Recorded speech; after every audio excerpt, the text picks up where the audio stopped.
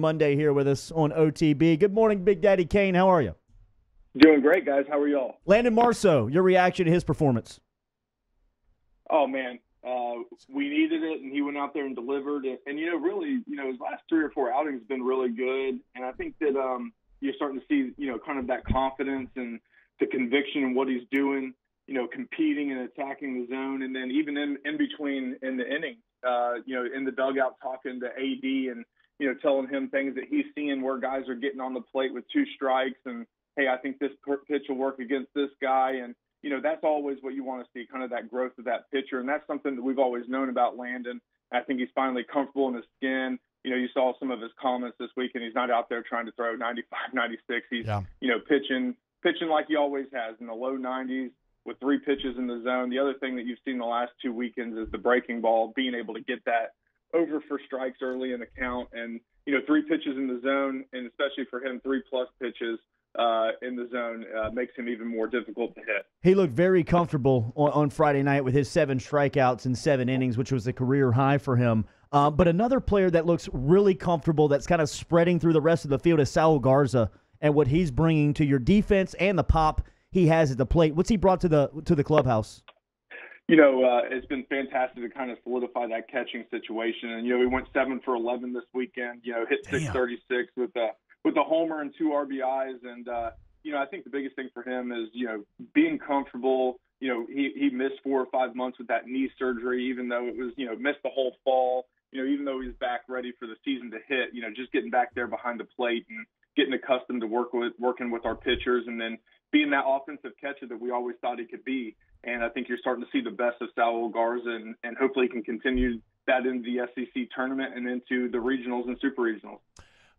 Nolan, so overall a very positive weekend, continuing a positive week. It looks like that Arkansas Game 3, kind of a launching pad to some momentum. However, in the inverse of last week, this one ends on a bad note. Looking like you had it wrapped up, right? 4-2, 1 out, 0-2 count. Hess is rolling. Next thing you know, the game is tied. Where is Zach Hess's mindset at right now after that disappointment on Saturday?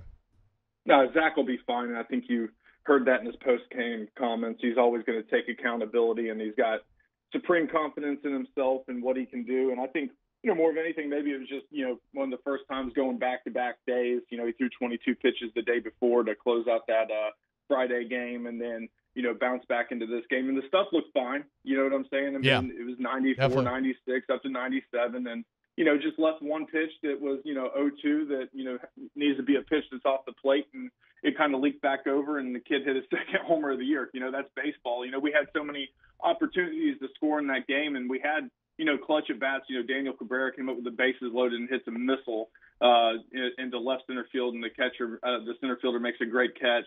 We only get 1 run out of that situation. Earlier in the game, Cade Beloso's got second and third. They've got the infield in, so Daniel Cabrera is getting as far as he can, because if it's a ground ball that gets through, he can score from second. And, Beloso hits a bullet to left field.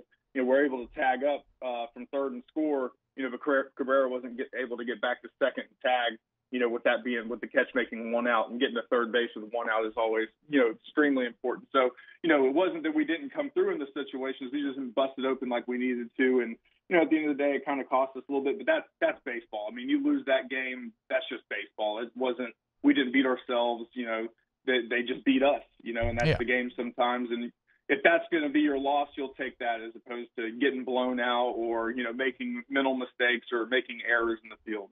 So I don't know if y'all address with the team, or maybe just kind of stick with like the one game at a time kind of stuff. But a lot of people, like, if that game had been won, then a lot of people would have thought a regional would have been wrapped up for y'all. Do y'all have a feeling on maybe what needs to be done in order to host a regional?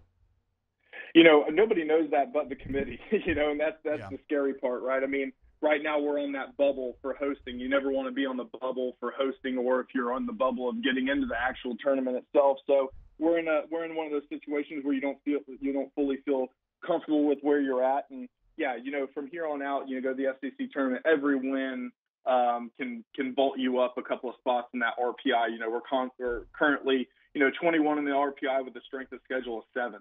So, we're playing nothing but SEC teams while we're there, and every win will push you up that RPI a little bit, make that strength of schedule a little bit better and make that overall resume a little bit better. So, yeah, I mean, we feel like we have some work to do. And, but the biggest thing for us and the biggest thing for Coach Maneri is we're going to take it one game at a time. We're going to do whatever it takes to go out there and win against South Carolina on Tuesday, and then we'll try to figure it out the next day. Keep it rolling. Nolan Cain from LSU Baseball joining us here off the bench, just like every Monday, ESPN, Baton Rouge, New Orleans, and Alexandria.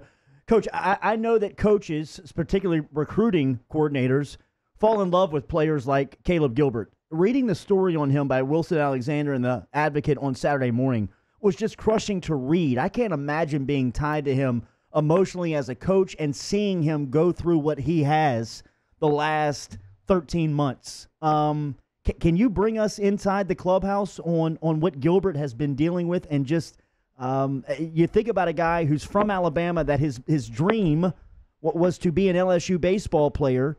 He accomplishes that, was going to be on the starting rotation, and then goes through an injury where he's now learning how to throw again. From your perspective, just the story. It's heartbreaking. You just feel for the kid because he's done everything the right way. He's never been a problem off the field. He's a 4.0 student, graduate in engineering, very difficult major here at LSU. Just a fantastic kid. He was feeling like he was coming on strong. And, I remember one of the inter-squad games he pitched in before the season, and you're just standing there and I'm in the third base box, and you can just see it on his face, man. It's the first time he's been up there with a radar gun, and the ball's not coming out like it used to. And, I could see that it, crushed him. So as a former pitcher, unfortunately, being around the game forever, getting to play here at LSU, when I was here at LSU, we had two guys that couldn't continue their career because they had the yips. Couldn't even play catch anymore. You get into pro ball, and they've got so many levels of pro ball with rookie ball all the way up to AAA in the big leagues. And sometimes it just happens, man. You can't figure it out. You just feel for the kid because he's just always done things the right way and was just so vital for us in 2017 when he was, one of the best pitchers on our team, probably the best pitcher on our team in Omaha. We made that run and finished second to Florida, and, the great Oregon State game that he had. You just go on and on and on about Caleb Gilbert. And, he's fought through it with grace, and he's been a great teammate, and he's continued to be a leader in whatever capacity that he can be. And, he's still pushing through it. So, but yeah, definitely tough to put into words, but just a very sad as a former LSU baseball player and a former pitcher to see that happen to a kid. Yeah, here's to hoping that his story can have some sort of happy ending here. Quickly on Cole Henry, what do you think about him being available for that SEC tournament? We're feeling pretty good about it. I pitched in kind of a little bit of a sim game on Saturday morning, and AD and Coach Maneri, our trainer, he faced some hitters. The ball was coming out good. He was feeling good about himself. So, I think there's a good chance that we see him in some sort of capacity at the SEC tournament, and that would be a huge